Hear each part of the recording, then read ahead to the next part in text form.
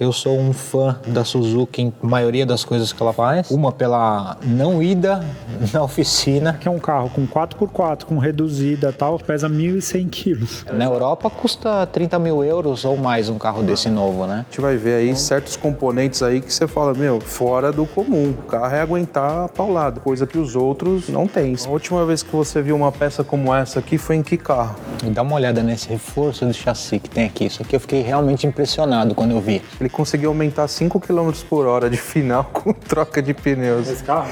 Passa na lombada, sai as 4 rodas do chão, uso urbano que é contra lombadas, né?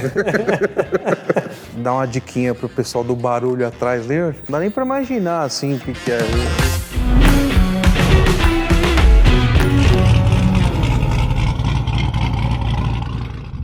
Recentemente vocês tiveram a oportunidade de ver um vídeo aqui no canal que eu compartilhei toda a minha experiência com vocês a bordo do Suzuki Jimny Sierra. Foram aí mais de 3.000 quilômetros a bordo desse carro e uma das coisas que eu prometi lá atrás para vocês quando eu fui fazer off-road e participei do evento Suzuki Day foi que eu traria esse carro na oficina para o Fernando da Racer Preparações e para o Fernando Borges da Mil Spec Engineering poder mostrar todos os detalhes, porque eu tenho certeza que tem muita gente que tem curiosidade em saber por que esse carro não é barato para a realidade do mercado brasileiro, mas também porque quem tem esse carro é apaixonado por ele e não troca por nada. Isso acontece muito aqui no mercado do Brasil. Suzuki talvez uma das marcas que tem a maior legião de fãs, de clientes fiéis aí a esse carinha aqui atrás que conquistou literalmente meu coração.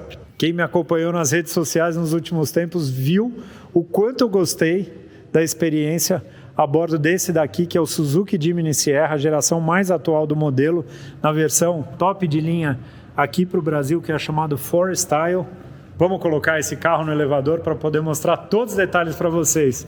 E para quem chegou no canal agora, sejam todos muito bem-vindos. Meu nome é Thiago Kifuri, um apaixonado pelo mundo das máquinas, que toda semana está aqui compartilhando muita informação legal para quem gosta do assunto. Então, bora comigo, vamos abrir o capô, vamos levantar, vamos olhar todos os detalhes do Suzuki Jimny Sierra. Bom, meus amigos, aqui não pode deixar o carro parado com o capô aberto, que esses dois já se juntam e começam a trocar figurinhas. Fernando Borges, Mil Spec Engineering, para quem ainda não conhece a empresa desse cara, vou deixar o link aqui na descrição, conheçam o trabalho extremamente competente que esse cara faz e outro cara extremamente competente. Fernando Kifuri, Racer Preparações, está aqui. Fernando, que inclusive já foi proprietário de um Jimny Sierra, morre de saudades do teu carro, né? E hoje eu quero entender de vocês dois. O Fê aqui eu acho que é a primeira vez que você está olhando esse carro mais no detalhe, né? Mas o outro, Fernando, já teve a oportunidade de ver bastante coisa e foi uma das pessoas que começou a comentar comigo sobre esse carro. Conta para mim, Fê, das tuas primeiras experiências que você teve, o que você lembra assim que te chamou muito a atenção no carro? Primeiro o design, né, que eu acho muito bonitinho. Ele ser pequenininho, né, fácil de estacionar, isso é uma qualidade que eu aprecio num carro de uso diário, né. No meu uso, eu achei ele bem econômico pela mecânica que tem, né? A maciez da rodagem que eu gosto, mas eu achava em algumas situações ele muito macio, justamente para andar bem em estrada de terra, né? Eu acabei até modificando essas coisas. Cara, eu achei sensacional. Eu andei com o meu carro bastante, mas não chegou a 10.000 quilômetros. Vendi o carro, foi uma bela experiência. Felizmente o Fê, até deixar claro, porque vai ter gente que vai perguntar, fala, pô, mas você gostava tanto, você vendeu. Ele teve que vender naquela... Eu tive que vender o carro naquela situação e... Você teria outro hoje em dia? Teria, eu gostaria de experimentar com a transmissão manual. O meu era automático, igual esse. Perfeito. Aqui embaixo do capô, meus amigos, tem um motor longitudinal, ele é 1.5 esse motor, 16 válvulas, 108 cavalos, mas... E até você, Fernandão, batendo o olho assim, você que é um cara que está habituado bastante com motores, o que te chama a atenção assim, quando abre o cofre do motor desse carro e você olha ele? A primeira coisa, a gente consegue identificar com facilidade os componentes mais críticos, né? Diferente daqueles veículos em que você tem um motor velado com um monte de componente inacessível, né? Esse aqui, como é feito para ser usado em situações em que muitas vezes você entra em emergência, né? Uma falha, alguma coisa, tudo muito fácil, muito acessível e muito organizado. Uma coisa interessante é a fixação das coisas, né? Tudo muito conciso, não tem nada solto, nada jogado por cima, né? Tudo tem um caminho muito bem definido, muito bem preso, fixo. Isso é verdade, né? Nos chicotes, né? Eles sempre tem um apoio, né? Quando a gente olha... Tudo se preocupou em ter rigidez na fixação, porque como é um carro que em determinadas aplicações vai ter muita vibração, né? Se as coisas não forem bem presas, tudo começa a soltar e dá problema. Perfeito. Então dá para ver nitidamente essa preocupação com fixação das coisas, né? Tudo muito preso, muito conciso, né? Verdade, interessante. Uma outra coisa, batendo o olho, eu com meu olhar um pouco mais leigo, me parece tudo muito acessível aqui no cofre, né? Não me parece ter elementos com grandes dificuldades de acesso, né? Apesar de ser uma carroceria relativamente pequena, né? Como o Fernando falou, um carro pequenininho, mas dá gosto de chegar aqui, olhar e conseguir enxergar, né, todos os componentes. Para o reparador isso é muito bom, né? Para o cliente também, porque a gente sabe que custo de revenda, o valor de revenda de um carro também é influenciado bastante pela manutenção, né? Perfeito. E se a gente percebe que aqui mas muitas coisas estão fáceis, né? Isso ajuda bastante, né, Ô Fê, batendo o olho assim, você consegue identificar elementos que te mostram ter uma bastante qualidade, assim? Ah, sim. O primeiro é o chicote, né, que salta aos olhos, né? Dá para perceber, veja bem como é a fixação desse chicote, ó. Quantas fixações ele tem para atravessar de um lado para o outro da carroceria, né? Super bem. Até a mangueirinha do esguicho de água, muito bem presa. A qualidade dos materiais, né? Você vê que não é uma borracha que vai ressecar fácil, é bem maleável. É verdade, até aqui tem uma outra faça, né? Tem uma outra com um monte de fixadores. Né? Os tubos de freio muito bem colocados aí, acessíveis para fazer a manutenção. As bobinas expostas não tem aquela capa, né? Que muitas vezes acaba quebrando, né? Com o tempo vai ressecando e tal. Vareta de óleo num lugar acessível. Tudo isso eu acho que são grandes qualidades para esse carro, né? Perfeito. A gente olha até a bitola dos fios, né? Olha os fios desse componente, né? Da parte de arrefecimento. Tudo muito robusto. Parece mesmo. E outra coisa que eu passo a mão nele, tem muitos carros, você passa a mão no chicote, você consegue ver a emenda e onde abre aqui, né, a malha, né? Esse é todo vedado, né? É todo vedado, né? Essa fita, ela parece um pouco siliconizada, uma fita bacana, que eu nunca até achei para vender alguma coisa parecida, né?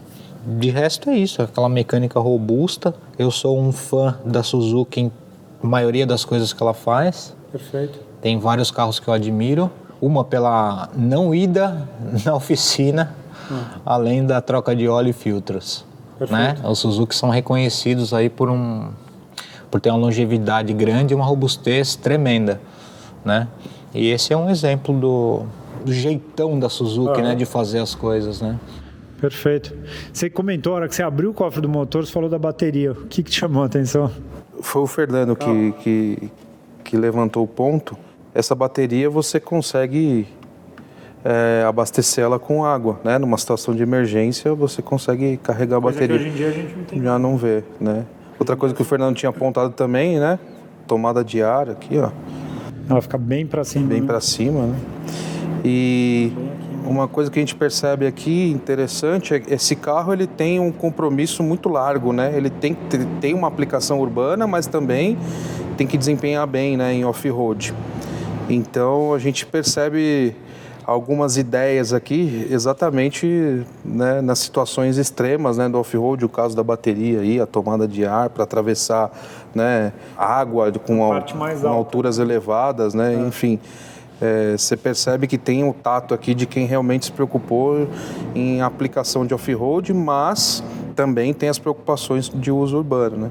Perfeito. Por exemplo, o motor não é um motor muito grande, não é um motor que vai proporcionar consumos elevados, né? É um motor que tem um consumo muito bom pelo que pela aplicação, pelo tipo do carro, né? Então você vê que tem esse tempero entre desempenhar bem, né, em off-road, mas também ser um carro que você consiga usar sem inconvenientes, né? Sem inconveniente no uso urbano até diário. Uma receita que me chamou a atenção aqui é justamente ver que quando você consegue fazer um carro de baixo peso, e particularmente me chama muito a atenção imaginar que é um carro com 4x4, com reduzida e tal, que pesa 1.100 quilos, né? Vocês imaginam, né? Você sabe muito melhor do que eu a complexidade do conjunto de mecânico que tem, mas aí quando você consegue fazer um carro leve, você não precisa de um motor muito grande e muito potente, né? Você consegue trabalhar com um motor de 100 e poucos cavalos e você descobre que para você usar, e eu tive a oportunidade, eu andei mais de 3.000 quilômetros com esse carro, que é meio que para usar no dia a dia, para ser muito franco, nós como entusiastas de performance, que você não precisa mais do que isso, né, assim. E como que era em vibração, assim, no motor? Ele é quietinho? Muito quieto. Muito quieto. É impressionante isso. Mas quieto de tipo de você ligar o carro e você olhar no contagiro para certificar, sabe? E não foi só eu. Teve gente no banco do carona que, sabe quando você vai engatar a marcha, assim, que você põe a pessoa, mas você tá ligado. Foi nesse nível, assim. Interessante, legal. Vamos começar a subir ele pra gente olhar aqui uns detalhes? Só um detalhe, TK. Qual que é a sua opinião, Fê, sobre isso? Eu percebo que, sendo um carro que vai ter uso, né, off-road, ele é bem aberto lá embaixo. Então, se pegar uma lama, eu entendo que vai sujar o cofre inteiro do motor, né? Tá vendo? Não tem nenhum fechamento lá embaixo. Eu não sei se isso foi preocupação em redução de custo ou peso, mas é bem aberto, né? Então... eu acho que para esse tipo de, vamos dizer, de acessório, né? Um protetor, isso aí fica a cargo de quem vai usar mais em trilha, mais em estrada de terra. Então, acho que não... Na minha opinião, não agrega nada ao usuário comum, né? Porque muitas vezes a utilização de um carro desse foi uma utilização igual a que eu tive. Ah, entendi. Né? A que eu tive, eu passei 2, 3 vezes na terra, subi uns morrinhos para experimentar o carro, mas eu usava ele no ambiente urbano. Entendi. Né? Até por procurar um carro de maior robustez, porque você sabe que os carros hoje em dia eles são extremamente sensíveis, né? Hoje em dia estão usando pneus cada vez mais baixos, né? E os carros vão ficando até chatos de guiar, porque você tem que guiar o carro pensando numa pedra, uma tartaruga, né? Aquelas sinalizadoras, que um objeto cortante. Entendi. Então, você fica meio preocupado com as coisas. E com um carro desse, ou qualquer outro tipo de Jeep, 100% Jeep, você esquece essas coisas. Né? Entendi. Você sobe numa guia e você não percebe. Né? Então, eu acho que ao conduzir um carro desse, você fica muito despreocupado. Muito despreocupado com esse tipo de situação. Né? De fato, é um tipo de carro que é engraçado. Nas passagens que eu tive, eu fiz questão, eu já tinha tido a oportunidade de fazer off-road com esse carro lá no sul, quando eu participei do Suzuki Day, mas agora teve um dia que eu falei, putz, queria conhecer um lugar novo que meio que só um carro com esse tipo de característica me leva. E eu não estava preocupado com o caminho. Ele te passa essa tranquilidade do tipo, você vai chegar. Eu vou. Né?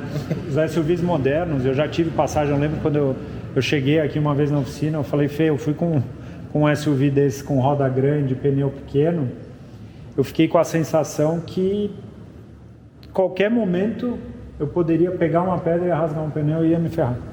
Né? E usando um carro desse, seja no off-road ou mesmo até no dia a dia, porque eu já tive situação de pegar um buraco e rasgar 2 pneus do carro.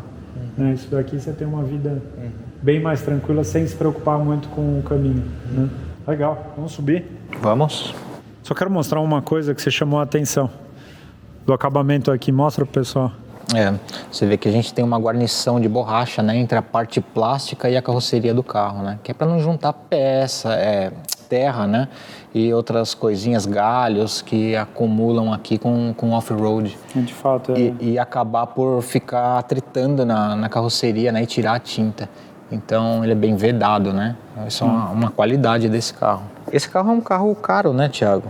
Né? Mas é caro no mundo inteiro, né? No mundo inteiro. Na Europa custa 30 mil euros ou mais um carro desse novo, né? Então eu acompanhei bem a história desse carro desde quando ele foi lançado e chegou uma época que esse carro não era mais disponibilizado na Europa por causa de emissões. Quem tinha esse carro usado vendia ele 10 mil euros mais caro do que quando pagou, né?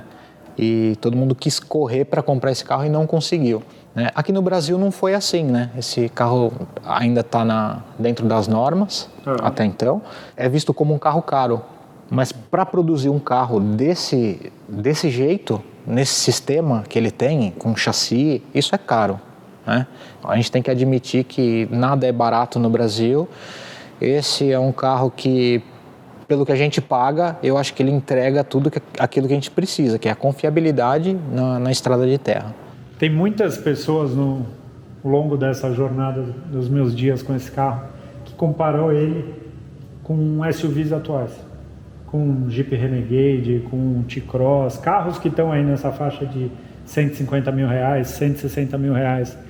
Onde vocês acham assim que esse carro se diferencia, vamos dizer, de um SUV atual moderno? Para mim é a durabilidade do carro, que o mecânico vai olhar e vai perceber que é muito mais durável, né? E aquele negócio que eu estava te falando, eu vou chegar no lugar que eu quero com um carro desse.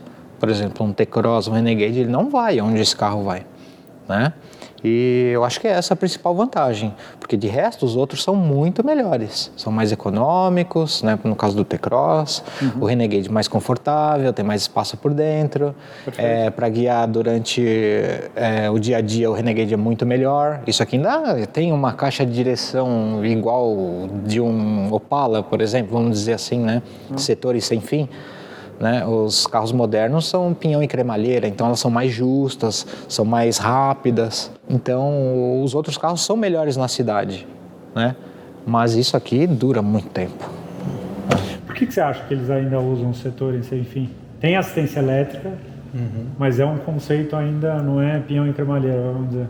A robustez e a possibilidade de fazer ajuste se necessário, né? Quando necessário, você consegue fazer ajuste com isso, né?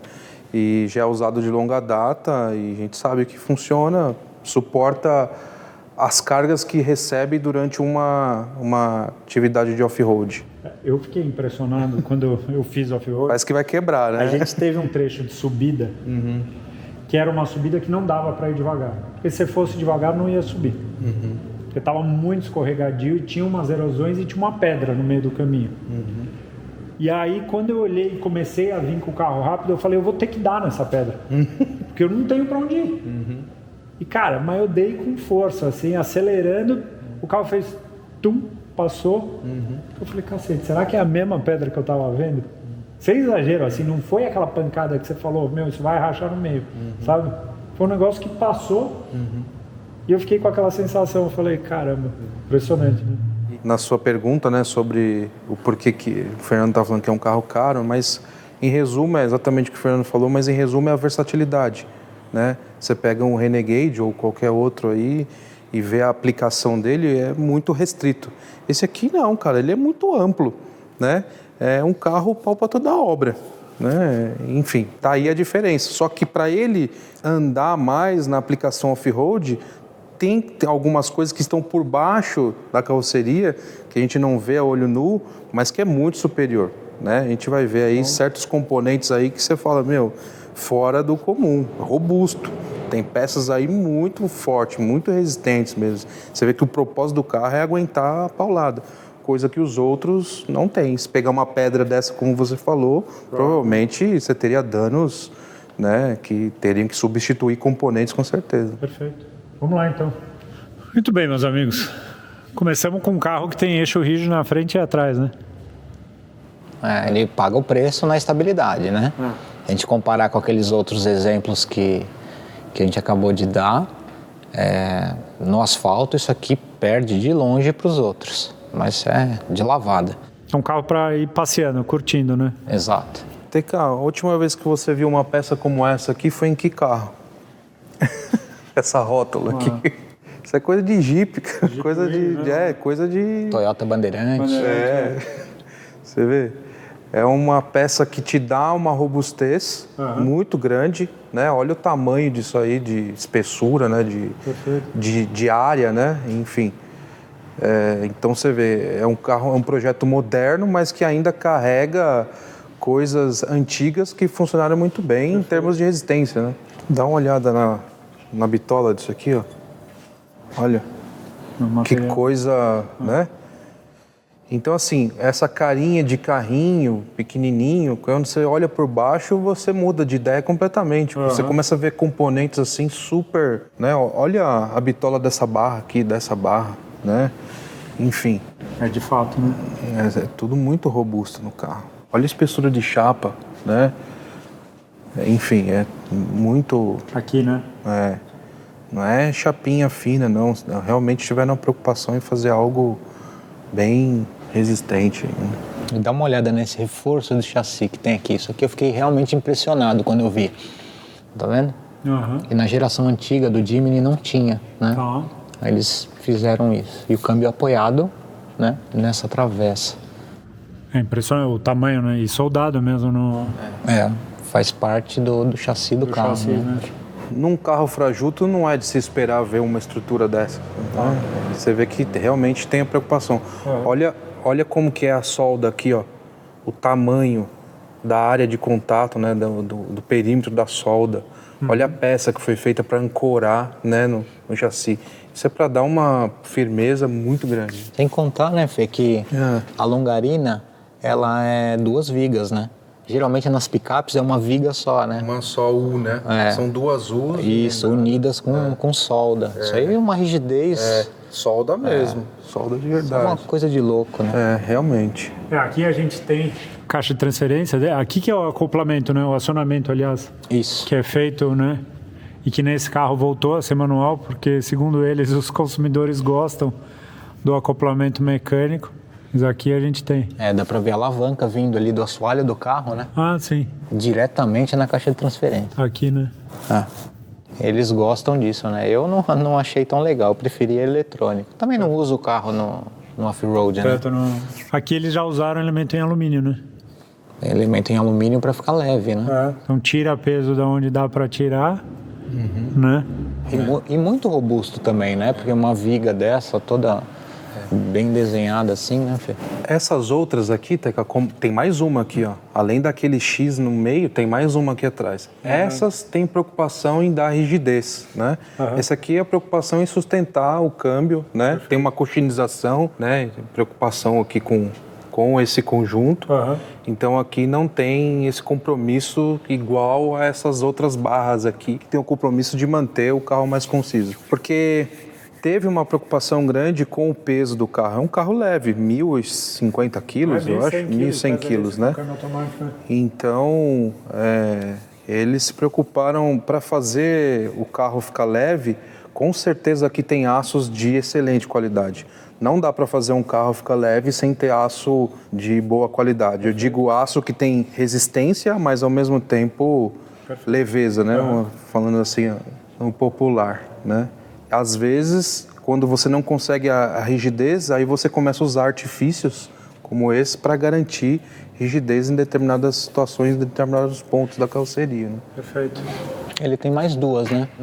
Na verdade, 3. Tem 2 aqui e mais uma lá na frente, né? Olha mais uma ali em cima.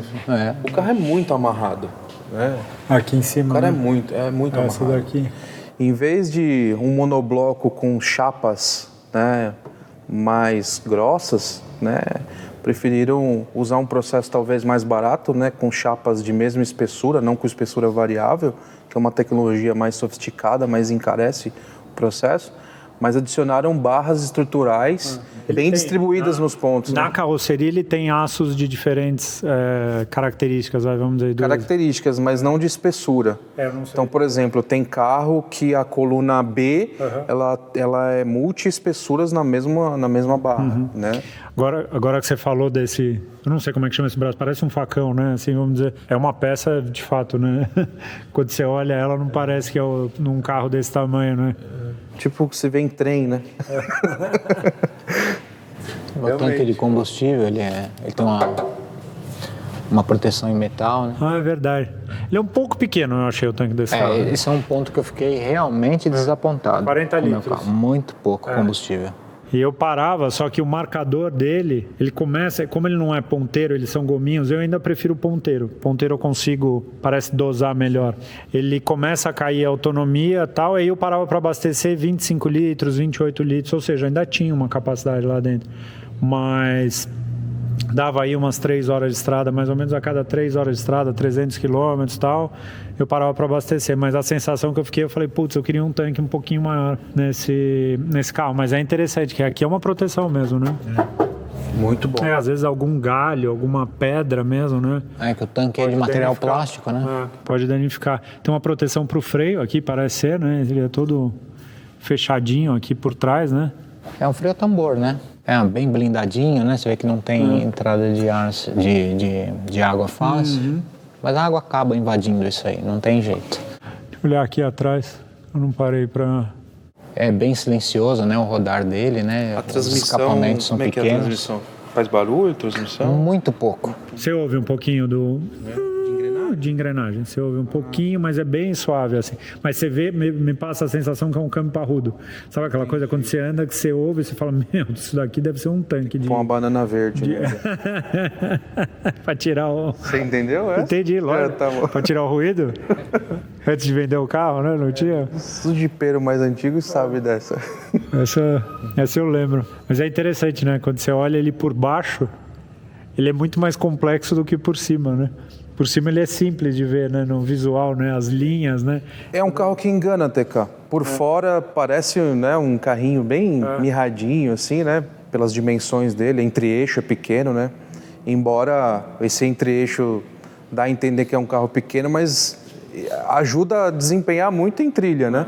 Se você pensar que ele consegue contornar terrenos mais acidentados, né? Sem tocar no centro e perder tração nas rodas, né? Isso é muito bom. A agilidade, a história a posição, né? Olha a posição do pneu em relação ao carro, né? Ele é bem na ponta mesmo para... Se não me engano, lá na frente são 37 graus. Aqui é 40 e tantos. É absurdo, é absurdo. Isso aí... É bem legal. Uma coisa que eu não vi aqui na frente foi a posição da transmissão. Ela fica bem alta, né? Em relação ao carro, né? E o cárter também, né? O cárter é impossível de encostar qualquer coisa nele, né? Dá uma olhada onde é que ele está. Não dá. Filtro de óleo posicionado, né, numa região até que... Bem fácil, né?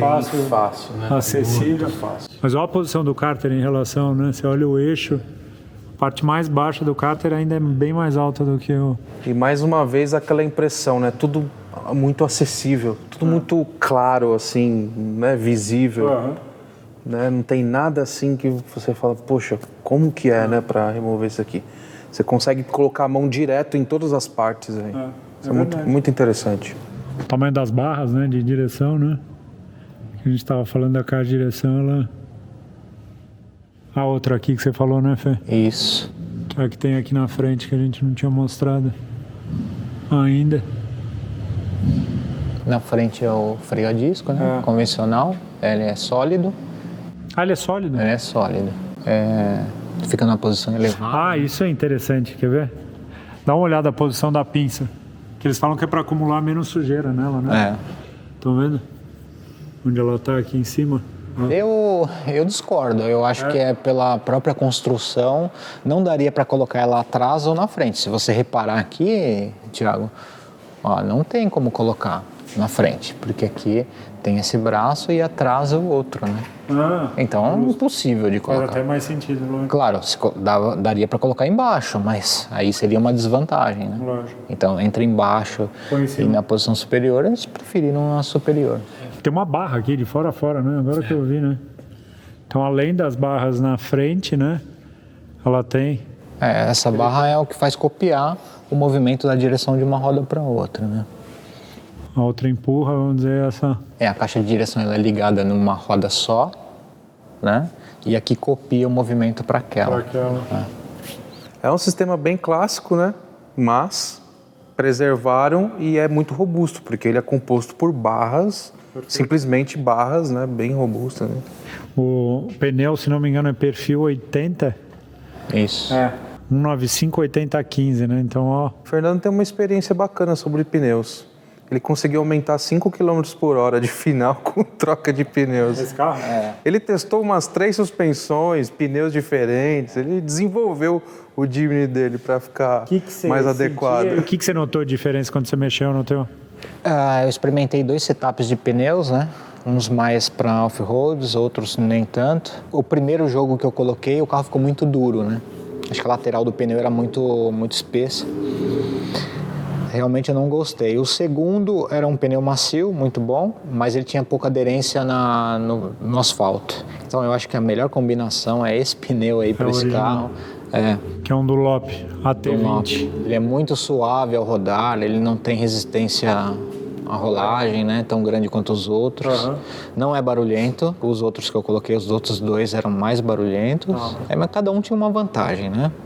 Agora a suspensão eu mexi um pouco em amortecedor, a altura do carro. É coisa que todo dono de carro off-road faz, né? Costuma fazer, o cara que vai pegar uma trilha e tal. Eu achei a suspensão desse carro com pouco curso na dianteira, né? Curso de fechamento. Aí eu levantei um pouquinho, né? Fiz um joguinho de amortecedor para ele ficar mais firme, porque ele é tão molinho na cidade que chega a incomodar, né? Às vezes você se mexe dentro do carro, ele fica balançando. Com o carro parado, você movimenta dentro dele, ele fica...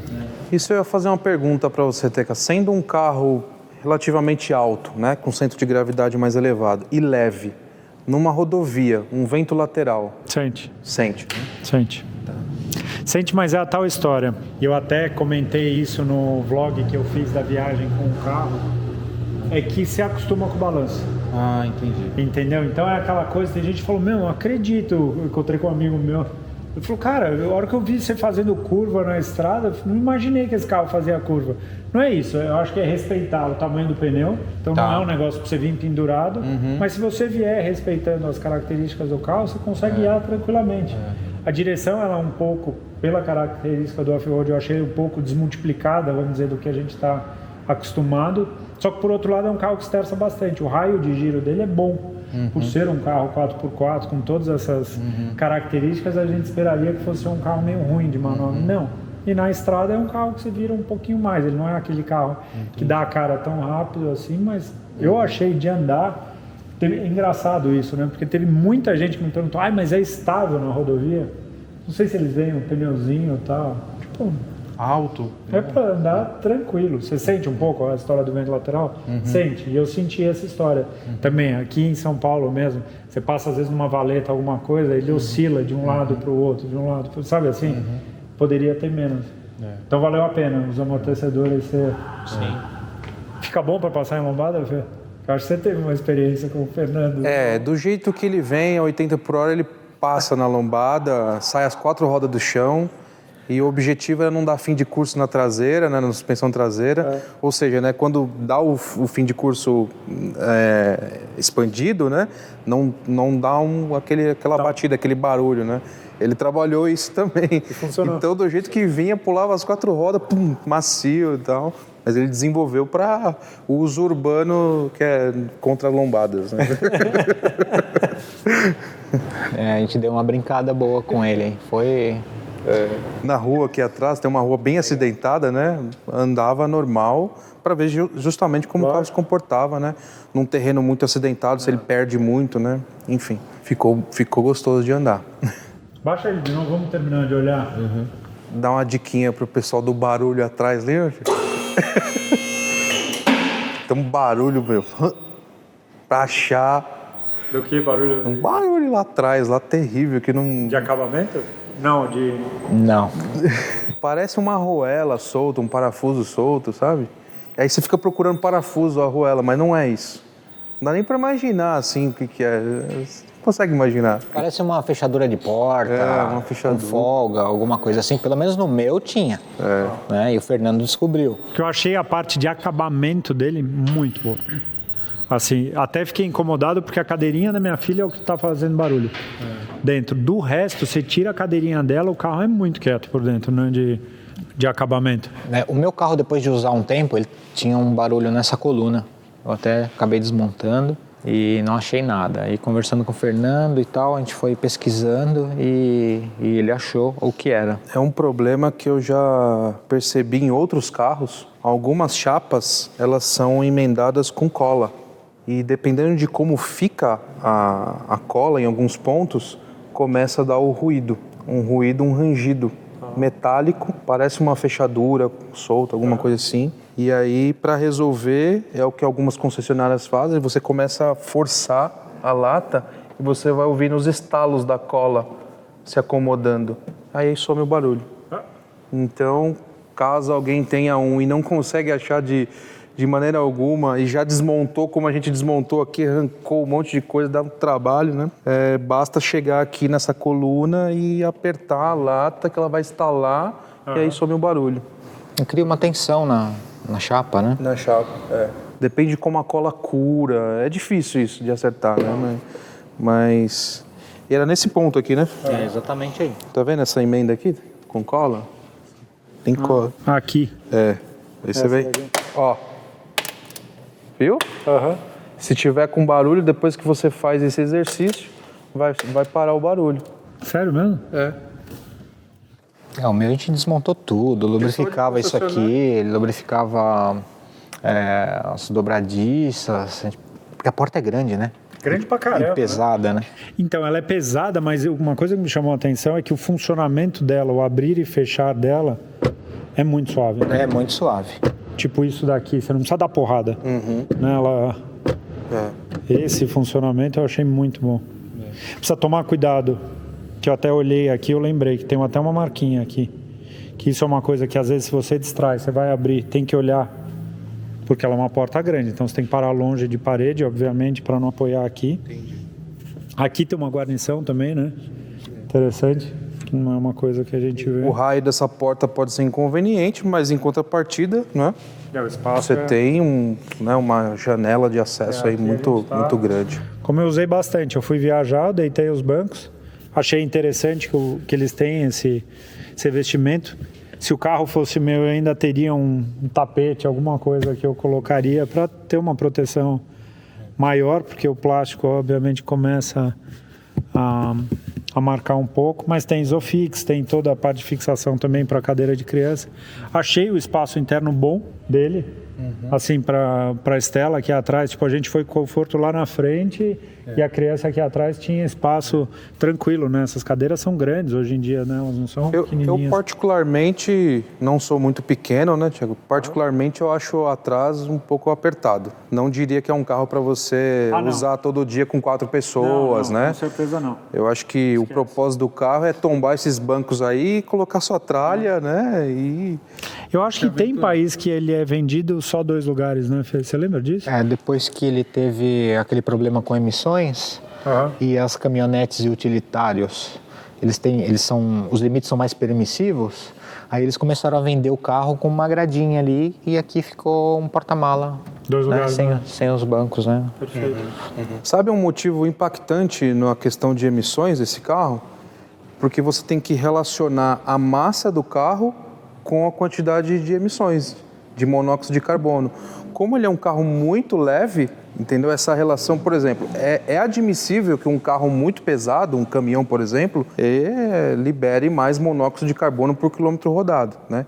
Como ele é muito leve, essa relação prejudicou ele, entendeu? A quantidade de monóxido que ele libera pelo peso dele, ser muito leve, o prejudica. Então você tem que pagar 1.000 euros de imposto para você comprar um carro na Europa, por causa dessa relação CO2 e peso. Entendeu? É interessante isso. Eu tô lembrando das aulas de projeto de carroceria, né? Quando a gente começa a idealizar uma carroceria, o conceito do carro, o desenho nasce mais ou menos assim, né? Você cria uma estrutura básica, né? Que ele tem esses formatos muito retos, assim. E óbvio, né? Quando você vai jogando a casca do carro, o design, começa a ficar mais complicado você remodelar aquela estrutura base, né?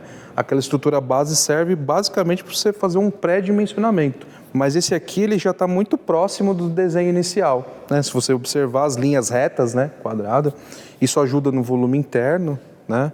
Mas também ajuda em outras coisas, né? Por exemplo, o ângulo de janela é mais difícil de aderir sujeira, né? O ângulo do para-brisa ajuda no reflexo, né? Então houve um casamento aí entre a parte de estrutura de carroceria e também a aplicação off-road, né? E isso é muito interessante.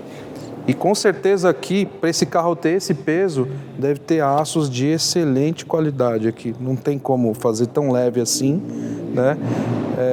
sem ter aços de boa qualidade. Perfeito. Né? Esse é bem fácil de perceber.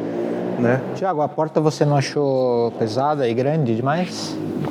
Não chegou a me incomodar. Esse é um fato que me incomodava bastante. No dia a dia ela ser... Achei uma porta muito grande e pesada. Claro que ela tem que avançar para ter acesso às pessoas entrarem aí atrás, né? Mas... Achei o rebatimento bom do banco.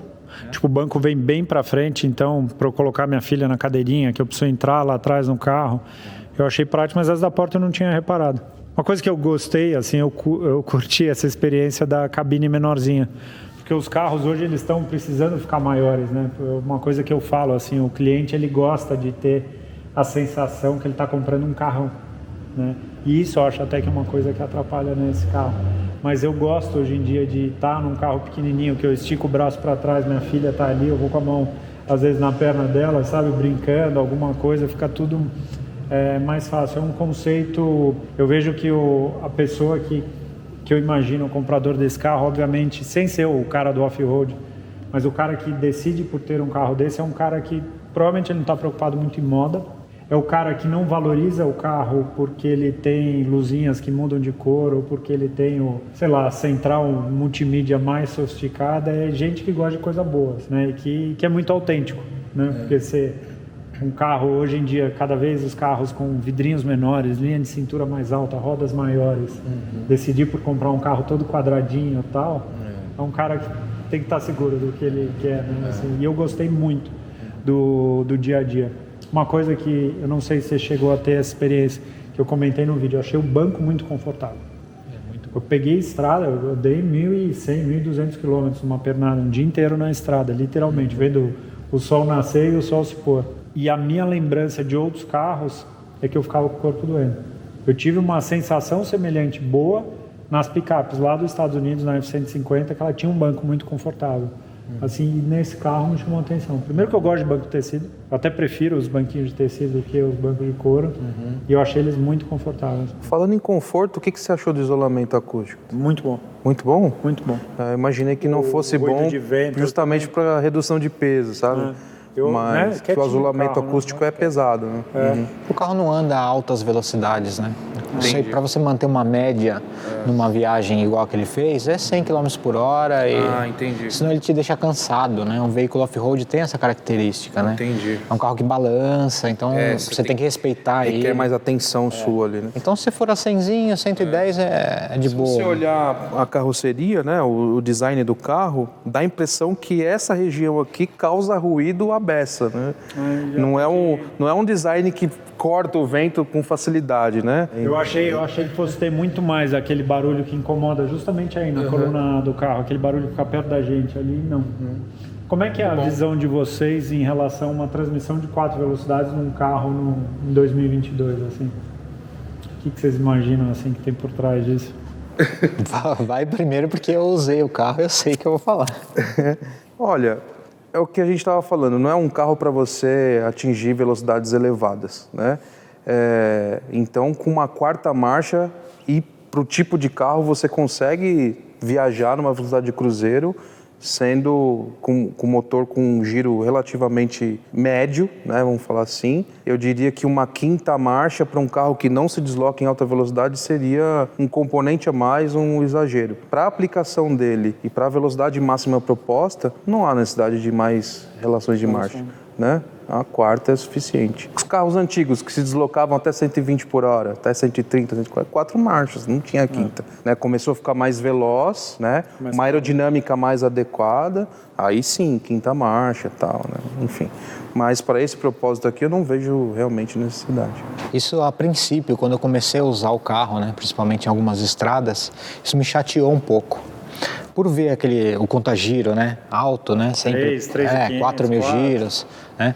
Eu sei que esse carro com uma 5ª marcha, mesmo que seja colada na 4ª, ele não iria atingir a velocidade máxima, porque ele não consegue levar essa 4ª até o final do giro.